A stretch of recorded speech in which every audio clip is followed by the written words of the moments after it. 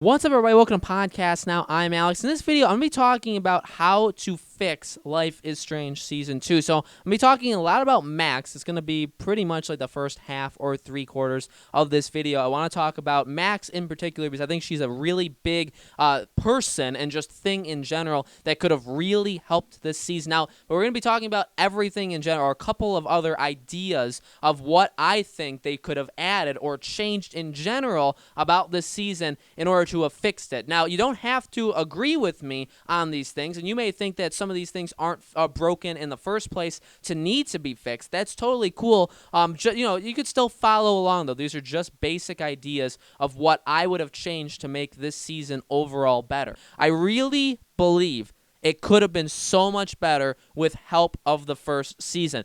Honestly, you see it with episode 5. Now, I live streamed it. There wasn't 1,000 people watching. There weren't even 100. But what I'll tell you, and even from the people that wrote in comments in the review and just afterwards in the live stream, the David scene in episode 5 was by a mile the best scene of the entire game. Now, I'm saying that. I can point to other people that have said that. You may not agree. That's totally cool. But I think you'd at least think it's one of the... I mean, if you don't think it's strong at all, then we just are very, very different thought. We're definitely different thinkers here, but that's okay. But I truly believe that the 2 times you talked to David and when you go into his trailer were by not even a mile, 1,000 miles, the best moment of the entire season. Second season of Life is Strange, better than anything we've gotten in any of the other episodes, as well as episode 5. Okay, I truly do believe that. And why? And at the same time, it's pretty cheap because it's like a 5-minute nostalgia tour saying like, hey,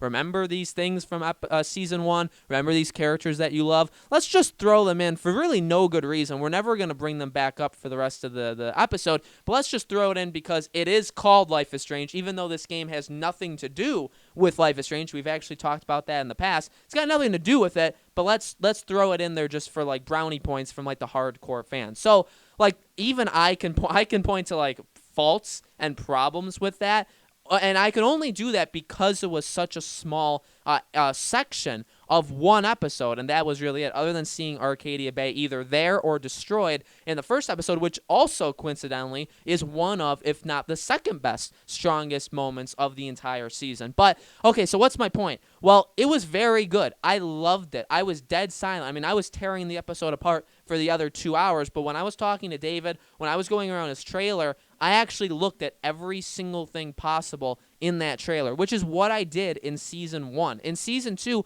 I didn't care to talk to people more than once. I didn't care to look at the environment and look at everything going around because I just didn't care. Nothing was interesting. Nothing grabbed me to care about it as much as anything in Season 1 did. So what does David show? That there's power in Season 1. Even though he's a side character, he's actually, for times, the villain of Season 1. At points, he's like the bad guy.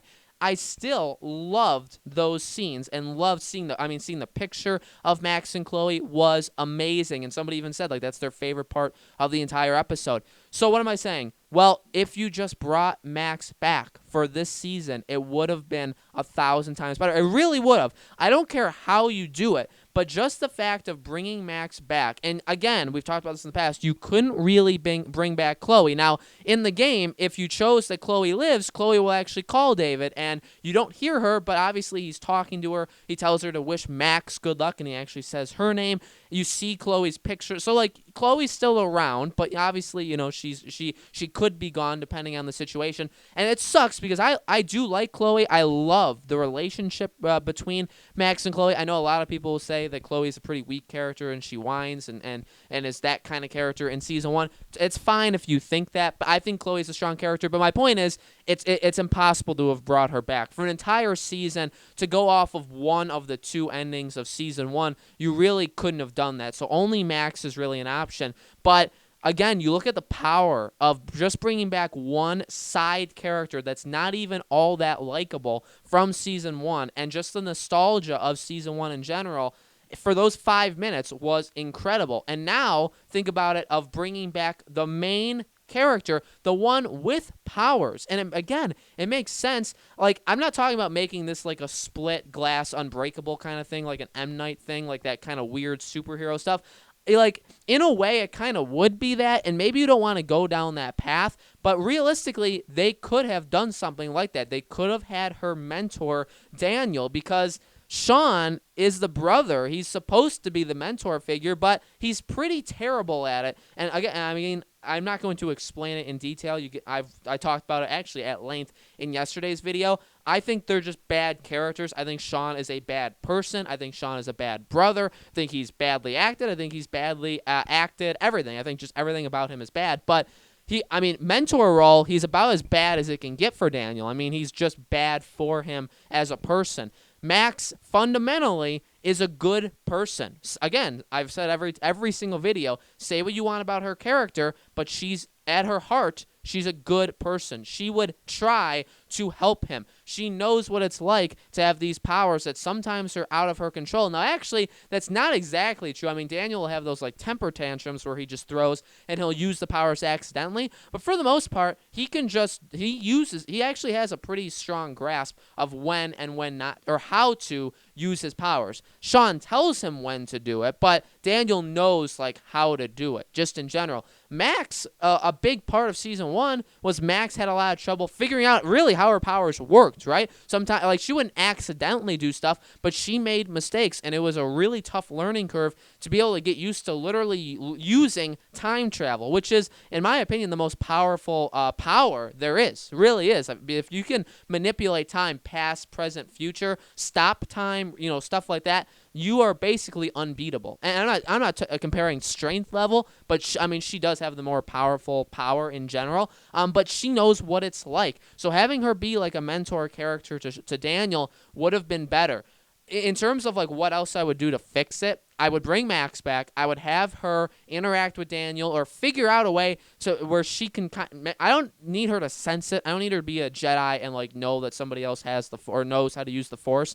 But some reason why she figured out that Daniel has powers or that led her in that path. And the game, by the way, really did hint at them always kind of being close. I know they're driving around the country and stuff, Max and Chloe, but they're always kind of close. In fact, David even said they were at the exact junkyard that we were at in the beginning of episode 5. They lived there for quite a while, and that they drive by and visit all the time. So, like, they're around. They're literally in the same area. They were literally, I think somebody, again, did, like, a video before the season even started. They were, like, an hour away from Seattle. The fictional city of Arcadia Bay is, like, right next to Seattle. So they're always close. So it's not hard to believe that they would have... And Max went to school in Seattle when she went away, and then she came back. She literally went to Seattle. So, like, it's not hard to believe that she would end up back there for some reason, and she would run into them. So doing that and also keeping them in one central location, it would obviously break the idea of what this season was supposed to be, the whole brothers on the run thing. That's fine. I hated that idea. It didn't work, in my opinion, so I would scrap that right away. Let's keep them in the same location. Again, a fundamental problem I find with the game is that they move around too much. We don't get to explore or get to know the area we're in. We don't get to know the characters that are in that area. Some characters are in it for 2 minutes. Some characters are in it for 1 episode, and then that's it. We never get to go back to them, so they can never build a side cast with these 2 main characters. It's pretty much just the 2 main characters the entire time. And because they're very, very weak and they're very, very bad, that makes the entire season bad. They need support. They need literally a supporting cast. And Max wouldn't even be a supporting cast. She'd be a main character. Sure, you maybe wouldn't play. Maybe you could play as Sean. And then maybe there'd be a dynamic where it'd be like, well, Max has an idea of how to use Dan. Not use him, like manipulate. But she like has her own idea of like how to control these powers. But then maybe Sean, as his brother,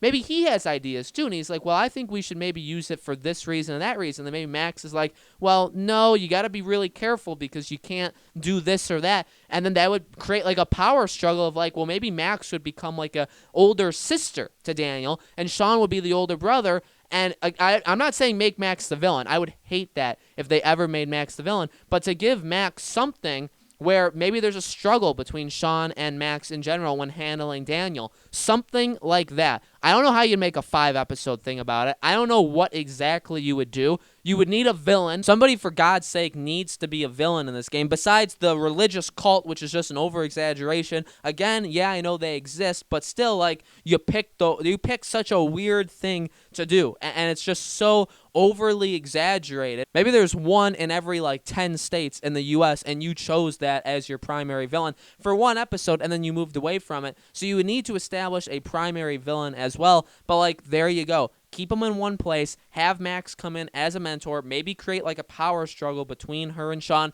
without making her the villain, and then give us some sort of actual villain that these guys are fighting against or something. It doesn't even need to be a person. I mean, Max handled people, Max handled emotions, Max handled just like ideas and themes. Max handled literally supernatural like weather effects. Like, she handled a lot of stuff. So you could do something like that again.